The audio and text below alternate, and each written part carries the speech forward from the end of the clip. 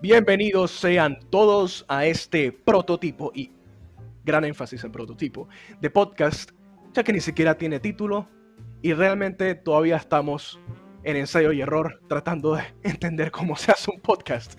Pero aquí estamos tratando de darles contenido. Mi persona, Lucas Alvarado, algunos me conocerán, algunos otros no. Mucho gusto en cualquier caso. Y aquí está mi compañero, José Barría. Eh, Buenas a todos de nuevo. Y en verdad, énfasis principalmente a la parte de tratando de dar contenido.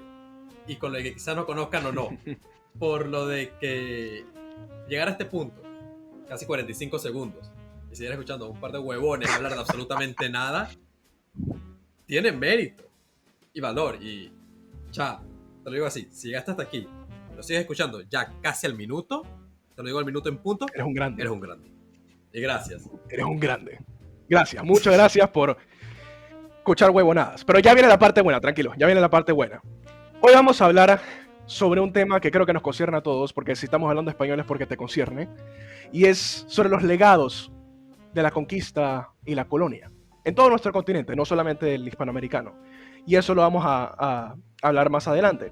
Y es el tema, el principal tema y el objetivo que tenemos en esta grabación, en este podcast, es reflexionar sobre nuestra identidad como latinoamericanos.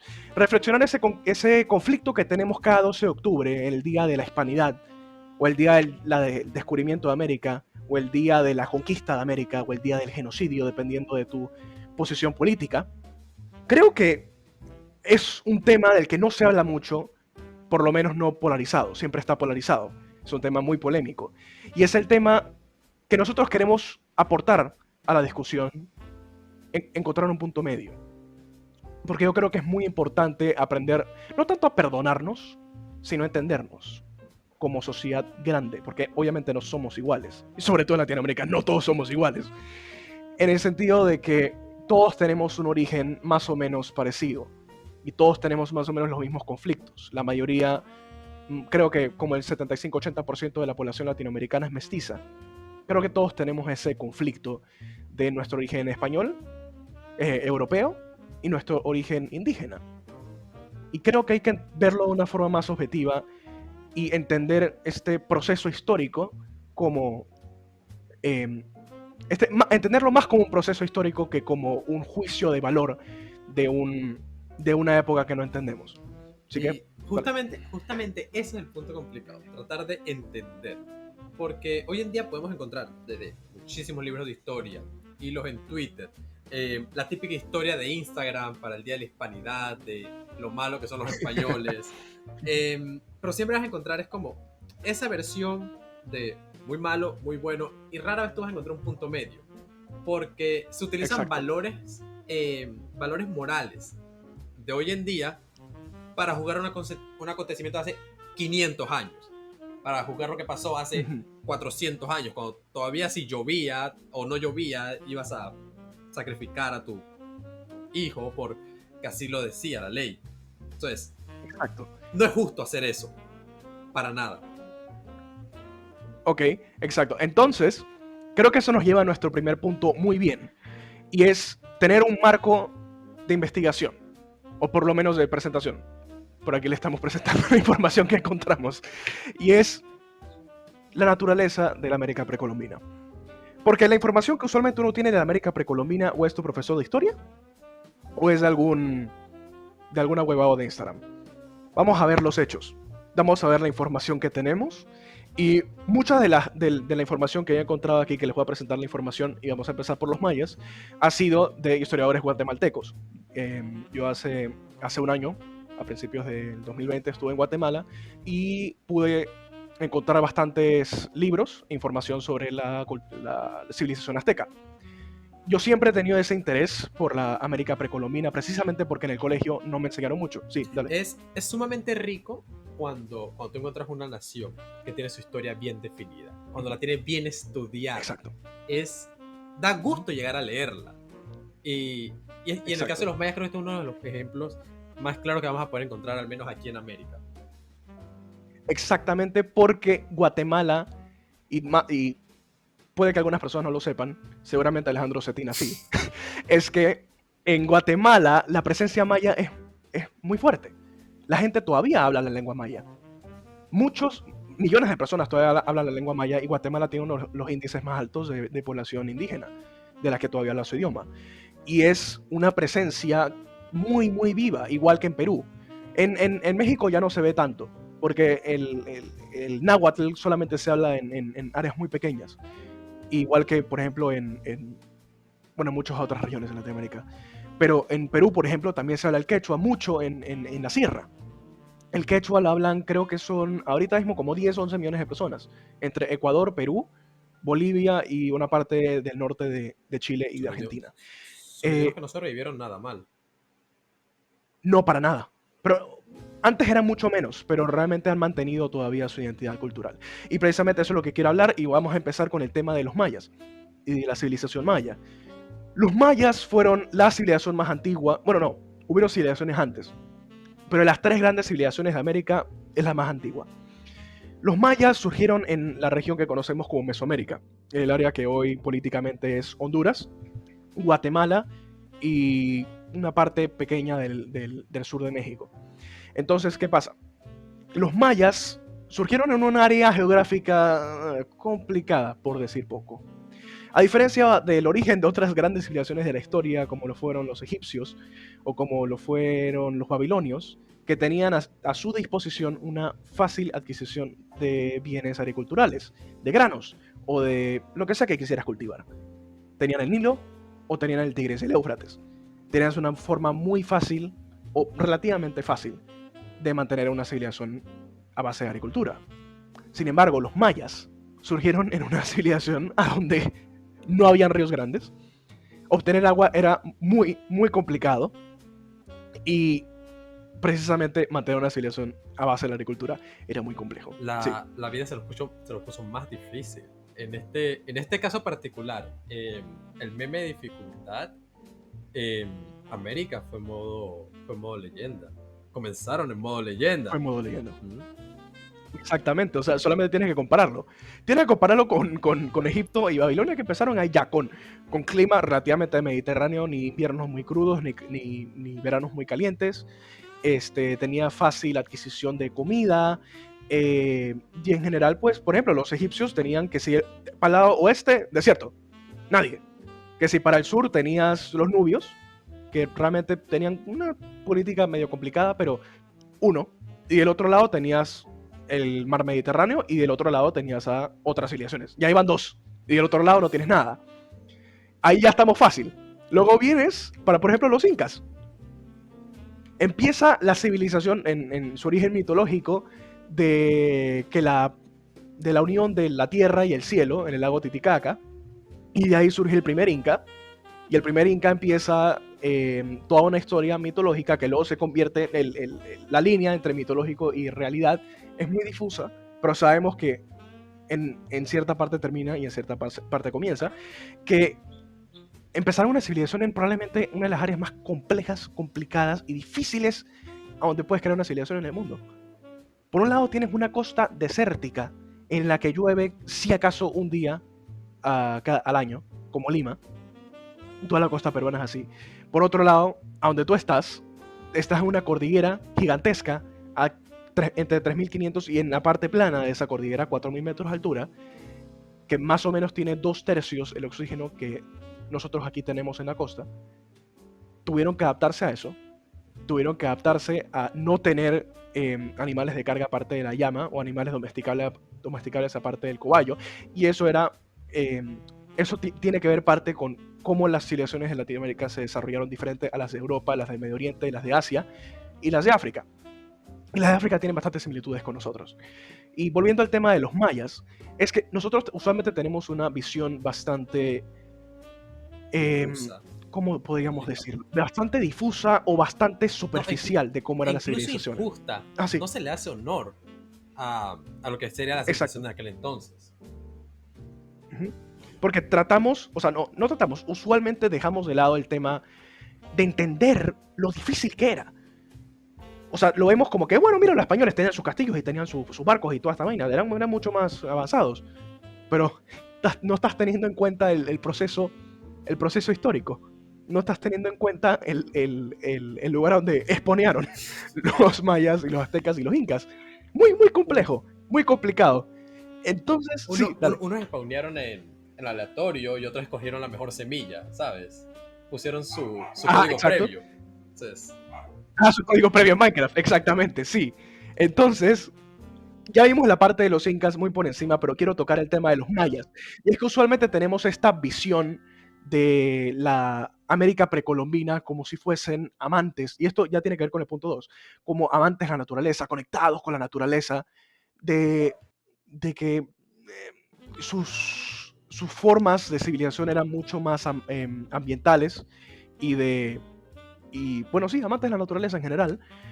Y los europeos trajeron la miseria, la enfermedad, y no se bañaban y todo lo demás. Pero hay que ver que, aparte de que la forma en que exponearon los mayas y los aztecas era compleja, tenía un límite de tiempo, era una bomba de tiempo. Y los mayas, en específico, sufrieron de eso. Fueron los únicos que desaparecieron antes de la llegada de los españoles y por mucho tiempo fue un misterio que muchos historiadores trataron de descifrarlo. Y no vengo yo a darles la respuesta, pero vengo yo a aportarles una de las conclusiones que se han dado. Aquí no hay una respuesta final. Y es que los mayas eventualmente sabemos que dejaron sus ciudades en algún punto. Algo pasó. Y dejaron sus ciudades, dejaron en Teotihuacán, dejaron sus principales ciudades en medio de la selva ciudades y que se cuando las fueron a aldeas más veías a pequeñas. simple vista, el Sí, nivel de urbanismo que poseían no son el de una sociedad primitiva como la idea que podrías llegar a tener. Esa proto-pseudo imagen indígena no es digna de las ciudades que te vas a encontrar, ni mucho menos los monumentos o templos que ves cuando ves a la cultura maya en su mayor esencia. y las tres inclusive, las tres lograron grandes avances en infraestructura, en arquitectura y en cultura en general. Es impresionante, sobre todo cuando indagas cada vez más. Entonces, ¿qué pasa con los mayas que abandonaron sus ciudades en algún punto? Y por muchos años no se supo por qué. Algunos especularon que fue que cayó otro meteorito. Algunos especularon que fue una sequía. Algunos especularon que fue la guerra. Pero lo más probable, y era algo que sabemos que era probable que fuera a pasar también a los aztecas, debido a el lugar donde exponearon, es que eventualmente la población iba a crecer tanto que no la podían sostener. No era un modelo sostenible o relativamente sostenible como era el de Europa, en el que tenías tus vacas diferentes formas de alimentación. Tenías tus vacas, tenías tu forma de transportarte, el caballo, tenías tierra plana que cultivar. No, los mayas empezaron difícil y eventualmente pasó. Eventualmente su población creció tanto que las ciudades-estado colapsaron y las tuvieron que abandonar y tuvieron que volver a la selva a tener eh, aldeas más pequeñas y sostenibles, estar en sociedades familiares o sociedades tribales, porque su estado central colapsó. Entonces, qué pasa con el lugar donde vivimos? Y por qué el tema quizás solo podamos tocar más adelante el tema del medio ambiente y de qué visión deberíamos tener para el futuro. Pero ahora lo que queremos tocar, dejando ya aparte el tema de la América precolombina y de los mitos que teníamos, eh, concluyendo con el tema de que los mayas, los aztecas y los incas la tuvieron difícil y lograron muchas cosas. Y creo que es un tema que podemos indagar más, pero con más énfasis en alguna de ellas. Nos gustaría saber en los comentarios cuál les gustaría que tocáramos, cuál de las tres. Y creo que vamos a pasar al segundo tema y creo que el principal de lo que estamos hablando ahorita mismo, y es el tema del indigenismo, también conocido como la defensa de del saber ancestral o de la cultura ancestral de los indígenas, o en parte la victimización de su cultura, y en parte es válido, y también el tema de la conquista y de la glorificación de la conquista de algunas personas que lo ven como los traidores de la civilización, los traidores de Cristo y de la redención. Y me gustaría, me gustaría saber tu opinión primero, antes de... Eh, aquí realmente pasamos a, al que como hablábamos previamente, uno de los puntos polémicos de lo que es todo este tema. ¿Por qué? Porque uno de los puntos donde más bifurcaciones ideológicas encontramos es justamente esto, todo lo relacionado a la conquista. Siempre que encuentras los libros de historia o la propia interpretación de tu profesor, que es algo que ocurre muy usualmente, es en algún punto parcializado. Porque es verdad, es muy complicado que tú llegues a encontrar historia realmente objetiva de una sola fuente. Total. De una sola fuente es muy complicado que tú encuentres historia objetiva porque, al menos en el caso de la conquista en América, la historia la va a contar el que gana. Y el que gana es quien escribía en el idioma que hoy en día hablamos. Lo que dificulta aún más conocer esta otra versión, esta otra cara.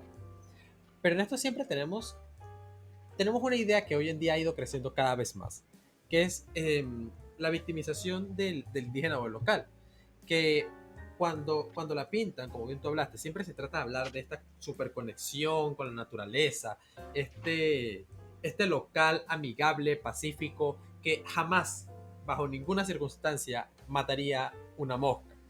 Ujú. Cuando realmente, independientemente de la posición que tú tengas, a favor de los españoles o a favor de los indígenas, no es justa para los pueblos de la época.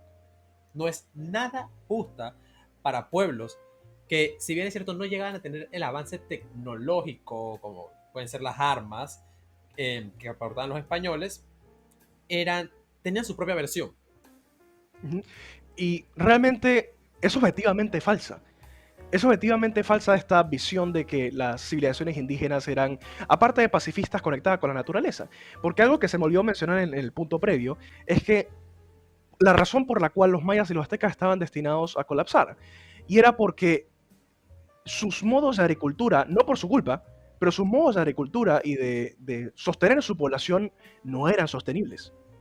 No había suficiente agua o suficiente tierra arable sin fertilización o sin prácticas sostenibles de agricultura para mantenerlas por demasiado tiempo. Eventualmente, y yo creo que eso fue lo que pasó con los mayas, que la tierra simplemente dejó de ser fértil. La tierra simplemente dejó de dar maíz y dejó de dar vida. Y cuando dejó de dar vida, y cuando tenías un estado relativamente centralizado en ciudades-estado, en el que dependían de que tú les dieras comida y ya no podías darles comida, la civilización colapsa. La civilización colapsa. Y eso tiene mucho que ver con que objetivamente es falsa esta visión de que los indígenas tienen esta conexión con la naturaleza. Principalmente tiene que ver con los pocos rezagos de indígenas realmente que no fueron tocados por la influencia Por la europea. española. Por la española o por la portuguesa también, porque en general Bueno, son los que quedan en el Amazonas. En el Amazonas del Perú, en el Amazonas de Colombia y en el de Brasil, sobre todo.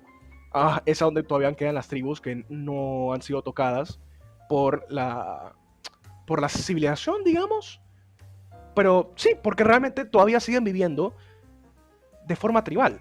Siguen viviendo en pequeñas familias o en pequeñas comunidades y nunca desarrollaron, por realmente motivos obvios, porque no los puedes juzgar viviendo en el Amazonas, em, en...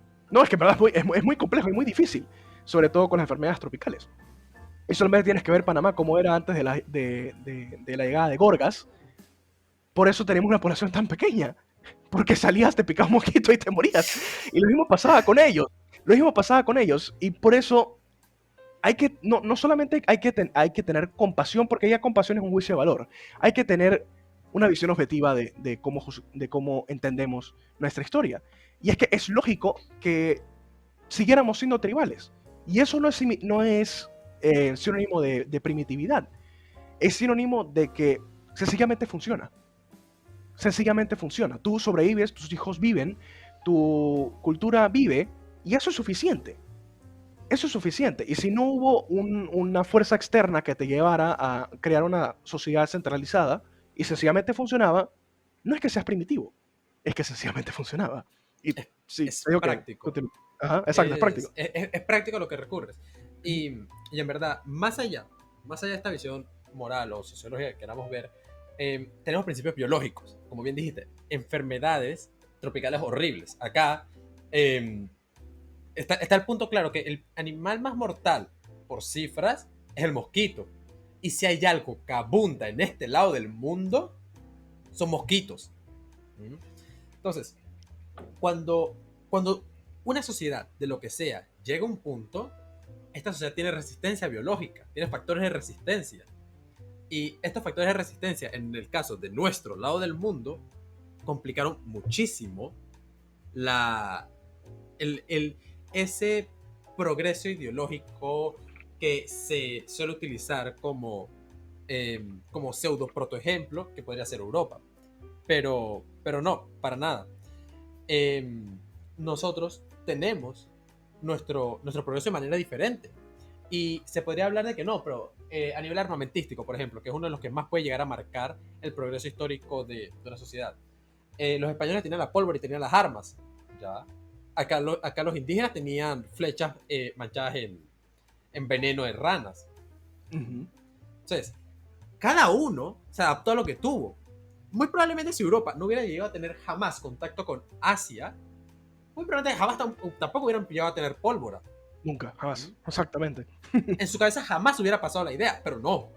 Tuvieron contacto con Asia, tuvieron pólvora, tuvieron cañones que de la mano de los indígenas botaban fuego por la boca. Ujú. No, y también ese es un problema. Ese es un problema, porque usualmente tenemos esa impresión de que cuando vieron los españoles y vieron por primera vez las armas de fuego, quedaron asombrados, y a partir de ese entonces, los próximos 10 años, también quedaron asombrados cada vez que veían un arma de fuego, y por lo tanto, nada, la disparaban y salían huyendo de una vez. No, no es cierto. Si acaso pasó la primera vez. Pero hay que tener en cuenta que la conquista de las Américas se dio en gran parte por aliados indígenas también. Los que propiciaron la caída de los aztecas fueron los enemigos de los aztecas. El 90% del ejército pseudo español, porque de español prácticamente no tenía nada, eran los tlaxcalás. Los tlaxcalás eran los principales, no estoy seguro si lo estoy pronunciando bien, pero sí eran los principales enemigos de los aztecas. Y cuando vieron los españoles llegar con estas armas que botaban fuego, vieron una oportunidad de derrocar a los aztecas. Y los que peleaban las batallas en primera línea eran ellos. Y ellos mismos empezaron a utilizar armas de fuego. Ellos mismos empezaron a saber cómo funcionaban, e inclusive en algunas partes de África del Norte, cuando empezó a llegar la pólvora, llegaban a ser mejores armas de fuego que los mismos europeos. Porque tiene que ver, no que los indígenas, y eso es algo que quiero recalcar mucho, no es que los indígenas de América eran primitivos y que por lo tanto por eso no tenían armas de fuego, sino que no era necesaria en su forma de vida. No era necesaria en su forma de guerra tampoco, que era era en parte ritual, en parte medieval.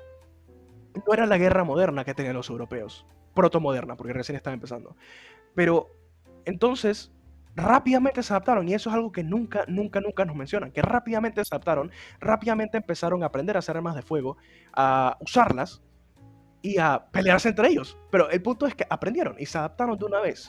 El humano es uno en su capacidad de aprendizaje cultural. Eso es lo principal que nos diferencia del resto de los animales, nuestra capacidad de aprendizaje cultural. Pero sí, te dejo que sigas sobre... No, al fin y al cabo es justamente eso con lo que tú terminaste. Somos humanos y no importa, mira, los europeos pueden tener otro color de piel, pueden ir vestidos de otra manera, pueden tener una cultura, una política y una ideología completamente distinta, una religión que nada que ver una con la otra, pero eran humanos.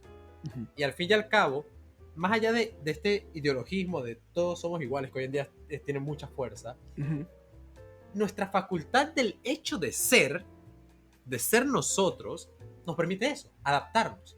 Y más allá de nosotros, uno de los principios más básicos de la biología es que te toca adaptarte. Como especie, como animal, te toca adaptarte. Y si tú tienes este enemigo circunstancialmente más poderoso, te vas a adaptar a él. Y aquí me gustaría citar, sobre todo tocando el tema de moralidad entre que todos somos humanos. Hay un pasaje de Shakespeare en El Comerciante de Venecia, sobre todo para la época que había toda esta controversia, que por muchos siglos más continuó y sabemos cómo terminó, el tema de el racismo hacia los judíos. No tanto el racismo, sino el odio generalizado hacia los judíos. Porque más allá de los orígenes, que quizás es un tema que podemos tocar después, y tocar el tema del odio a los judíos generalizado en Europa, hay un pasaje que hace un judío en Venecia, no estoy seguro porque solamente sé el pasaje, pero no he leído la obra desgraciadamente todavía, tengo que ser sincero, es que o sea, el tipo está haciendo un monólogo y dice que, soy judío y lo está criticando, creo. Y el tipo dice, sí, ¿acaso no soy humano? ¿Acaso cuando me pegas no me duele? ¿Acaso cuando me haces mal no me puedo molestar? ¿Acaso cuando matas a mi mamá no voy a tener ganas de vengarme? ¿Acaso si yo te hago lo mismo, no lo harías también? Entonces, ¿cuál es nuestra diferencia? Si me cortas, ¿no sangro? ¿Es que acaso no soy humano? ¿Por qué tratas de categorizarme como un monstruo, como si no soy humano, si realmente lo único que nos diferencia es la forma en que tú me ves? Y ese es el problema categórico que tenemos, de categorizar todo lo que vemos, ese síndrome que tenemos de categorizar todo lo que vemos en una categoría, que si bueno o si malo, que si cristiano o si no cristiano, que si civilizado o no civilizado. Siempre tenemos ese síndrome de querer categorizarlo a un lado u otro porque tenemos esos prejuicios, de poder categorizarlo en esos prejuicios, pero no queremos tomarnos el trabajo de ser objetivos y más allá de ponerlo de bueno o malo, entenderlo. Y eso es lo que queremos llegar acá, entender nuestro proceso histórico y entender que más allá de que los europeos son malos o que los indígenas son buenos o de que los indígenas son víctimas y los europeos son victimarios, hay que entender que es un proceso histórico que pasó y que no hay nada que tú puedes hacer que podamos resolverlo. No puedes quitar tus genes europeos de tu composición, de tu genoma. No puedes expulsar a los blancos de tu país. Ya vimos qué pasó en Zimbabue. No puedes tampoco acorralar a los indígenas a X lugar y pensar que su legado en nuestra cultura va a desaparecer. No se puede. Y tampoco podemos seguir culpándolos por los crímenes, porque hubieron. Y hay que entender eso. Y eso era algo a lo que quería llegar con la cita del mercader de Venecia. Que sí, puede que, igual que yo, que personas igual que yo, hayan personas malas. Pero de la misma forma hay personas buenas. Igual que de tu lado hay personas buenas y hay personas malas. No te pido que me trates como un santo ni que me trates como un diablo. Quiero que me trates como un humano capaz de bien y capaz de mal. Objetivamente. Claro, y mira que ese último punto es quizá lo que falta muchas veces cuando vemos la historia de América del lado indígena. Exacto. ¿Por qué? Porque siempre solo el español es capaz de obrar el mal. Uh-huh. Y solo el indígena fue capaz de obrar el bien antes que llegara al español. En ambos casos. No siempre es así. En el lado español, tienes españoles que protegieron al indígena. Exacto. Y que por mucha locura que pudiera parecer para nosotros ahorita, lo protegieron. Y como bien hablamos antes, cuando estábamos hablando fuera de la grabación, fueron ante el mismísimo Papa, hasta el embajador de Dios sobre la tierra, para pedir protección a indígenas. E igual, como dijiste tú hace un rato, tuviste indígenas que se le voltearon a propios indígenas porque les convenía. Exacto. Exacto. Y eso no estamos tratando de categorizarlos como que, no, mira, los indígenas también hicieron mal. Los indígenas también hicieron mal. No. O tampoco estamos diciendo que los españoles también hicieron bien. Mira, son buenos. No, tampoco. Queremos darles la perspectiva de que se puede consolidar nuestra identidad y nuestra historia. De que no hay que verlas como que sí, los españoles hicieron mal. O de que sí, los españoles hicieron bien, mira, son buenos. No. Hay que verlo objetivamente como que pasó. Y que gracias a que pasó, estamos aquí como estamos hoy. Gracias o pese a que pasó, estamos aquí hoy. Y hay que entenderlo. Muchas veces cuando somos niños y damos una clase que no nos gusta, nos preguntamos, ¿esto de qué me va a servir en la vida?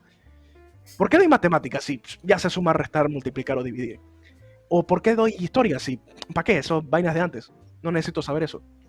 ¿O para qué doy geografía si a mí nunca en el trabajo no me van a preguntar dónde queda Mozambique? Es cuestión de que somos humanos. De que somos humanos y una de nuestras principales cuestiones en esta vida no solamente es entender, sino entendernos. Para eso creamos las religiones, para entendernos y entender lo que nos depara. Y cuando nos entendemos, logramos muchas cosas. Y ese es un problema que tenemos en Latinoamérica muy, muy, muy grande.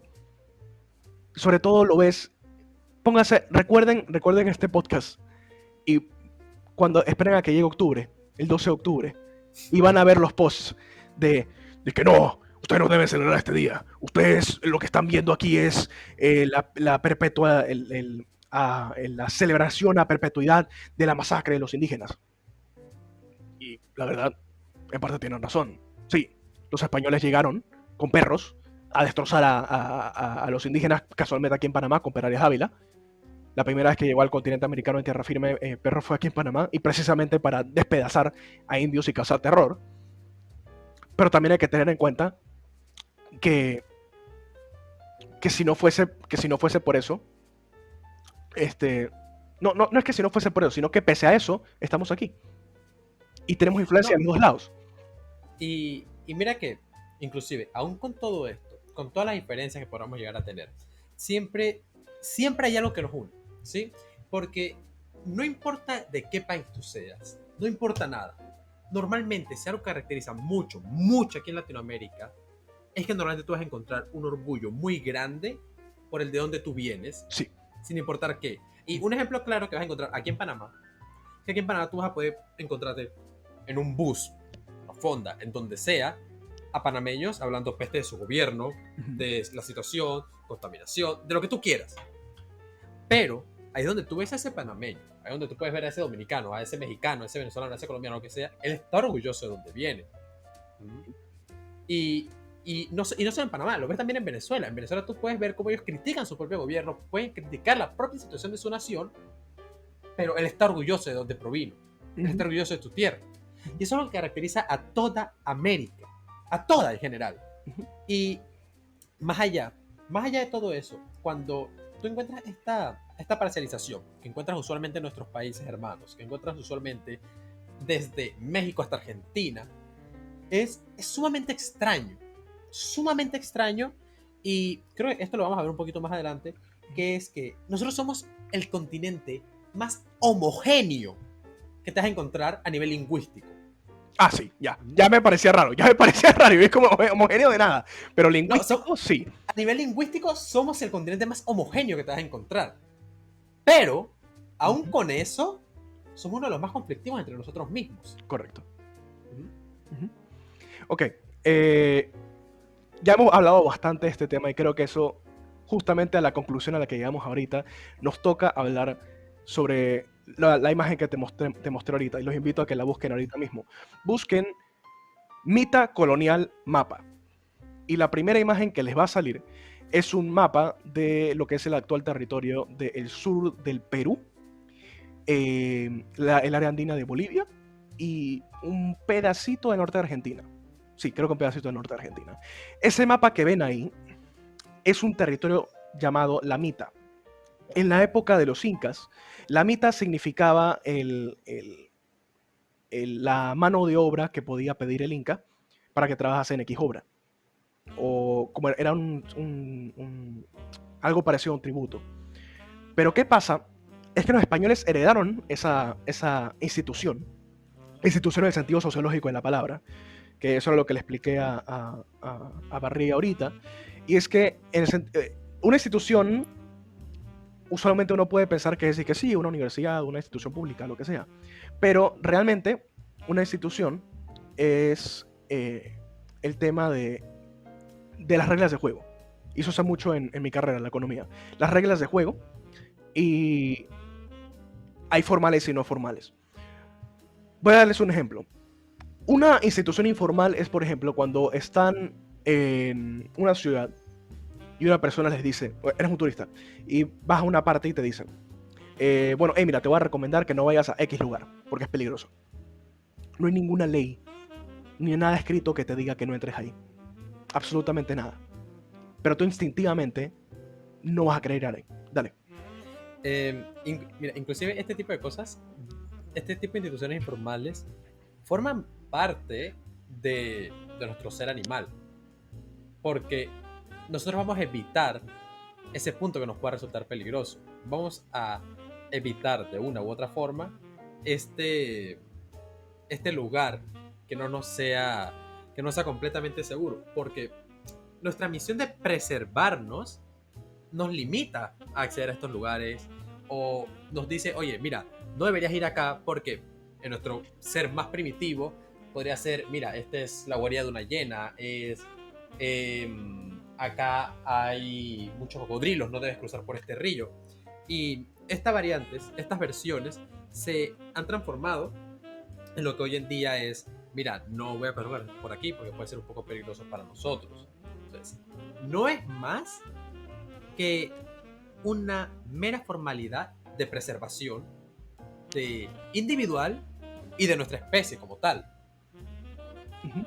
Ok, entonces, lo que quería demostrar con esto es para que entiendan lo que son las instituciones, que pueden ser tanto formales como informales, como les dije. Y eso que acabamos de hablar es una institución informal. Es algo que tú haces, no porque te estén obligando, sino porque algo está cableado en tu cerebro que te diga no hagas esto. Y eso muchas veces depende de la cultura. Porque puede en países europeos, y eso es algo que pasa, por ejemplo, en los metros, en los lugares de transporte público masivo. Eso es algo que yo encontré en Moscú, que yo no sabía. Tú siempre, si estás subiendo una escalera o bajando una escalera, te pegas al lado derecho. Y si te pones al lado izquierdo, te miran mal, te miran feo, porque siempre va a haber alguien más apurado que tú que va a tener que bajar las escaleras rapidísimo. Y uno, cortésmente, le da su espacio. Y cuando te desapegas de esa regla, la gente te mira mal. No hay ninguna ley que te obligue a hacerlo, pero lo haces. Porque el resto del mundo lo hace y porque tiene sentido. O a veces no tiene sentido.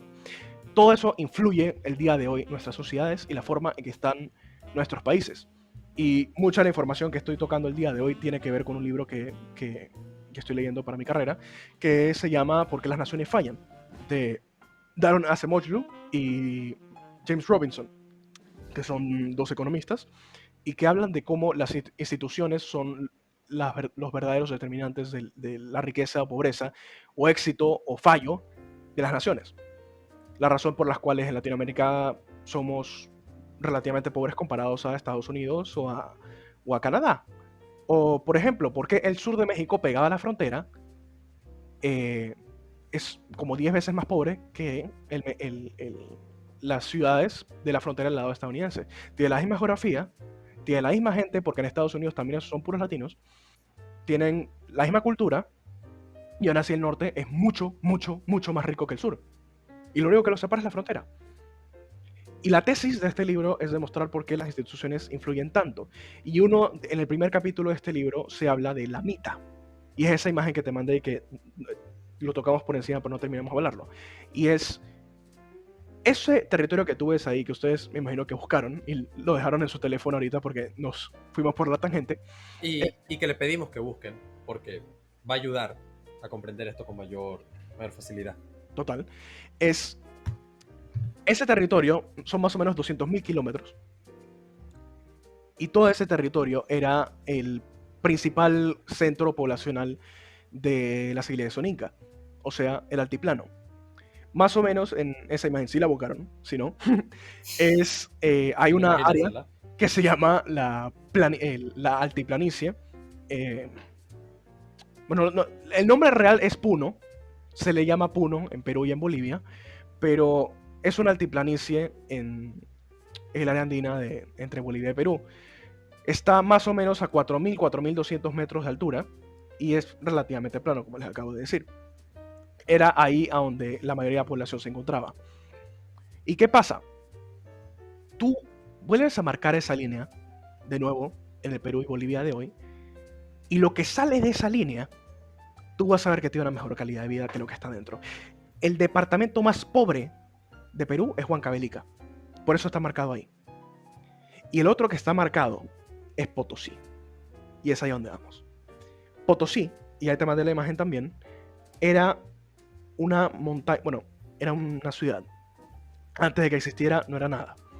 Pero cuando los españoles la encontraron algo que se llama el Cerro Rico, que era una montaña hecha de plata. Toda la montaña, ni siquiera tuvieron que excavar, la montaña estaba hecha, recubierta de plata. El mineral de plata, sí.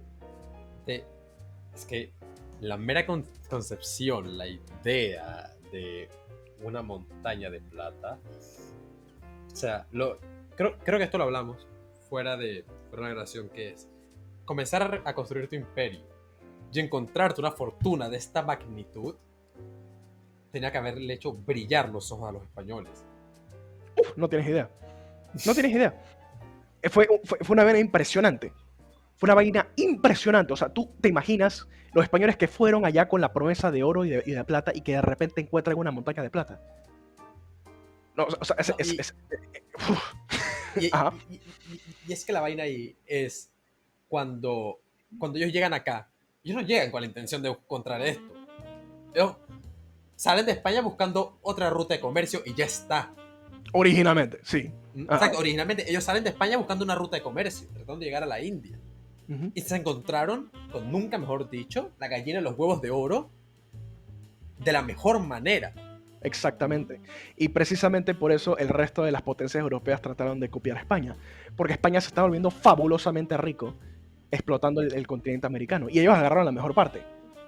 Para la concepción de la época, los españoles encontraron la mejor parte. La parte en la que tú podías agarrar, como la parte de Cuba, de ciertas áreas de Colombia y Venezuela, el área de México, en la que tú podías, ya tenías una población indígena y podías agarrar y crear una plantación. Tú eres un conquistador, conquistabas eso, creas una plantación y bueno, luego lo que hizo Bartolomé en las casas, que los indios no podían ser esclavizados, trajeron a esclavos negros de África y los ponías a trabajar y a trabajar y a trabajar que te producieran algodón y algodón o cash crops en inglés, se me olvidó el nombre en español, que tú sencillamente producías, lo agarrabas y lo exportabas y lo mandabas para España, para que producieran ropa, para que producieran lo que sea. Eso era un modelo económico que beneficiaba a solamente a los españoles y era sumamente creaba una gran cantidad de riqueza. Entonces, sobre lo que estábamos hablando de Potosí, la Mita era ese territorio, esa cerca de donde se sacaba la población que trabajara en Potosí. Potosí era, yo creo, si no me equivoco, para los años 1600 la ciudad más poblada del continente americano. Pasó de tener como 0 personas a 200.000. En su gran mayoría, trabajadores de la Mita. Que los tipos los metían en estas cuevas. Sí, dale. Un boom poblacional, demográfico y muy probablemente económico envidiable. Sí, O sea, totalmente. creo que son muy pocas, pero muy pocas, los momentos históricos que tengan lugares que dieron un crecimiento tan grande, muy probablemente en un lapso de tiempo muy corto, Ujú. como lo puede que lo haya llegado a tener este lugar. Sí, totalmente. Totalmente. 200.000 personas ya para 1600. La gran mayoría eran trabajadores de la mina que los metían en estas minas subterráneas y que a punta de... los que tenían suerte les tocaba picar la plata con, con el poco oxígeno que tenían y los humos y el dióxido de carbono que había por ahí metido, debería ser horrible. Y el peor trabajo era los que les tocaba subir de vuelta con la plata a punta de escalar la mina con una vela atada a la frente como única fuente de iluminación. ¿Tú te imaginas eso? Ya se nota que en ese tiempo no estaba el FAD. Se nota que en ese tiempo no estaba el FAT ni el Suntrax. O sea, No había sindicato. eso era completamente inhumano. Y eso era extremadamente generador de riqueza para España. Toda esa plata pasó por aquí en Panamá.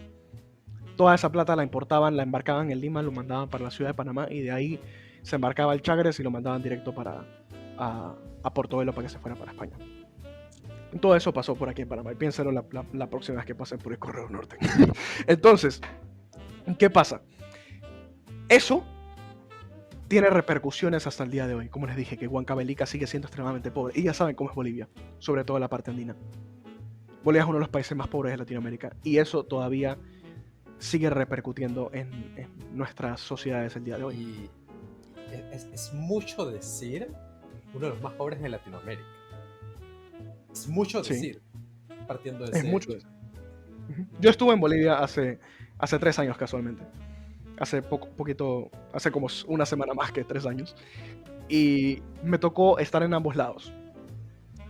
En Santa Cruz, que es la parte más selvática donde estaban las plantaciones, y que antes no había población indígena, ahí no había mitad. Y la parte andina, que es donde está la capital, La Paz, Cochabamba, Potosí, las áreas donde están Oruro, las áreas donde están la mayor foco de población y la mayor población quechua. Por el otro lado, Santa Cruz tiene una población mayoritariamente blanca. Entonces, ¿qué pasa? Santa Cruz es mucho más rico que La Paz y que cualquier ciudad de esas en la región andina. Bueno, mucho más rico en términos bolivianos. En términos de comparación, claro. A mí personalmente no me gustó Santa Cruz por el tema de que tengo no es que no me gustó, sino que yo tengo un gusto por los parajes andinos y montañosos. Y yo sencillamente no tenía ganas de ver más selva como aquí en Panamá.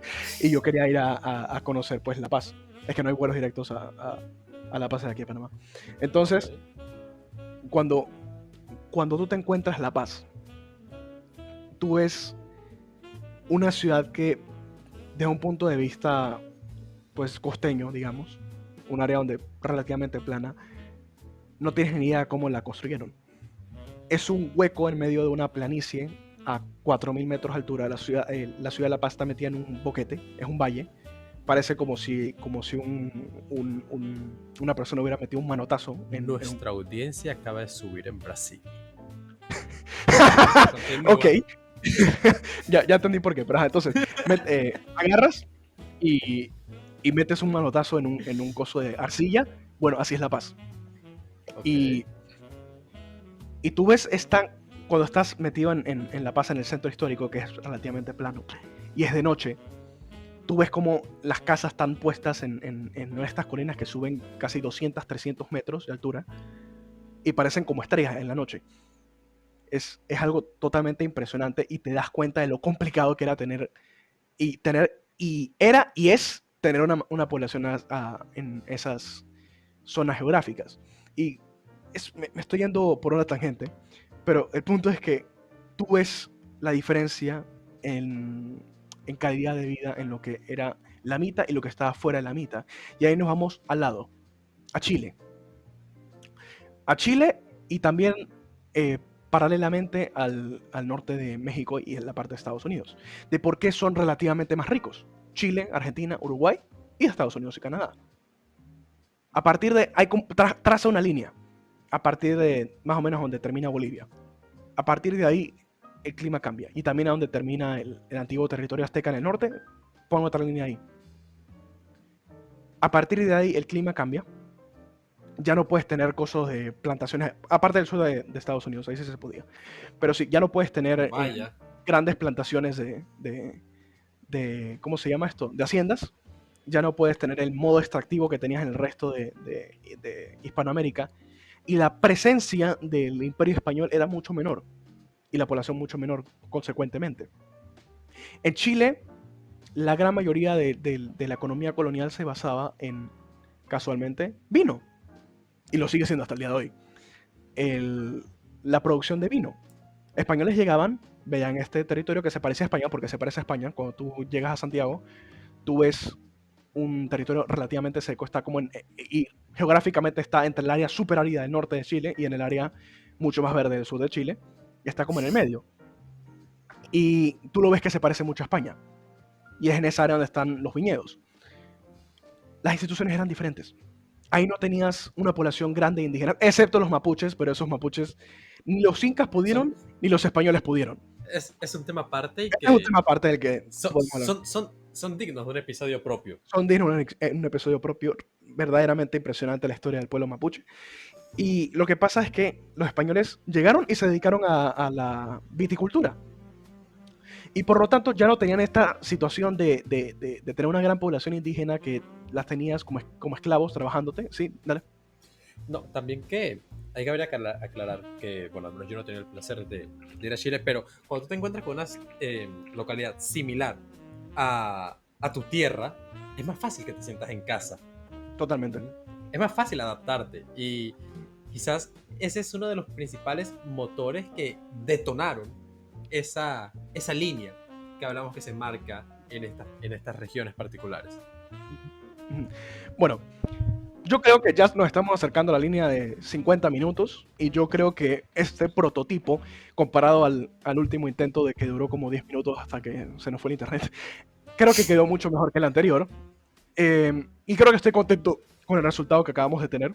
Creo que más allá de haber llegado a un objetivo, hemos dado un espacio para reflexionar sobre estos temas que nos conciernen a todos y la identidad que hemos tardado tantos siglos en desarrollar.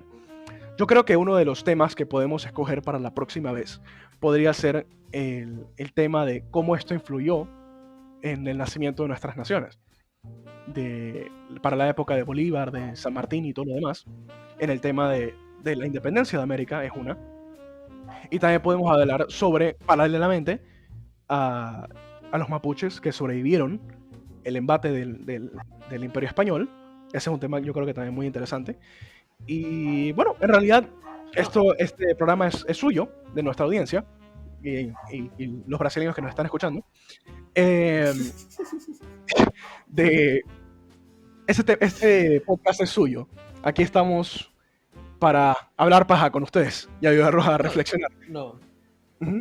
Y claro, al fin y al cabo nos debemos al tema que ustedes desean escuchar y hay algo muy puntual que sería importante resaltar, que lo que nosotros decimos no es una verdad absoluta, ni ni de cerca, sino, como bien dijiste, nosotros simplemente le presentamos la visión más neutral que podamos, partiendo de esa primicia que hemos estado repitiendo una y otra vez a lo largo de este capítulo. La historia no hace falta juzgarla, sino entenderla. exactamente. Pues juzgarla con nuestros valores morales actuales no es justo. Correcto. Y eso es lo que buscamos, entenderla entre ustedes, nosotros. Y si hay algún tema o algún punto, detalle en particular que se nos haya podido pasar, son libres de dejarlo, de comentarlo, y quién quita que algún día no podamos volver a retomarlo y volver a tocar ese punto en particular. Total.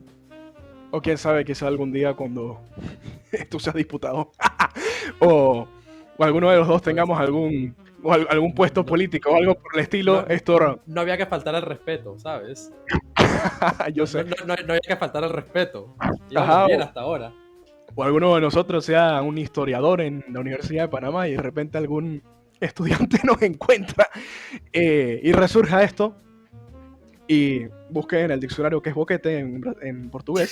Pero realmente yo estoy contento con el resultado que tenemos hoy porque realmente yo disfruto, y estoy seguro que tú también, hablar sobre estos temas indagar, desde luego. E indagar sobre nuestra historia, sobre nuestra identidad y tratar de entendernos mejor como latinoamericanos, que creo que es un discurso que hace falta mucho, sobre todo en estos tiempos complicados y los problemas que está acentuando el COVID y los problemas que van a venir a futuro, que van a ser bastantes.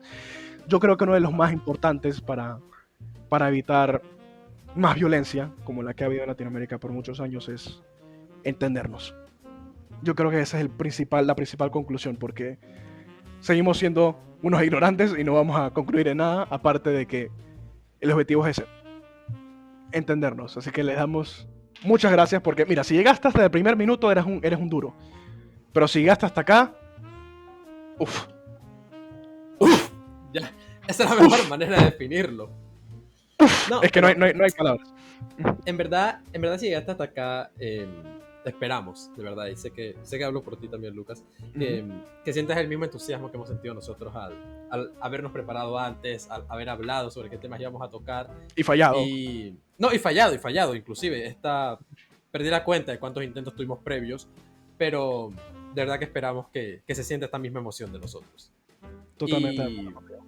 Y aparte, algo que no hemos comentado, que como bien dijiste al inicio, la palabra de prototipo nos queda tan grande que todavía no nombre tenemos. Exactamente. Entonces, podría ser una buena dinámica entre todos escoger un buen nombre para esto. Para este espacio que tenemos. Exacto, que es tanto de ustedes como nuestro. Tanto nuestro como de ustedes. Exactamente. Ya saben, los temas que vamos a tocar aquí van a ser política, geopolítica, historia y cultura. Más o menos esas áreas, las áreas humanistas de entendernos. Y cada cual más polémico que el anterior, probablemente. Exactamente. Por ahora estamos hablando de la dimensión latinoamericana, pero creo que nos vamos a ir expandiendo, no sabemos qué el futuro nos depara y creo que eso es mejor. Así que muchas gracias por escucharnos todo este tiempo, si es que llegaste, si no, pues te entiendo. Y Mejor, casi. exacto, y nos despedimos, nos vemos para la próxima. Adiós.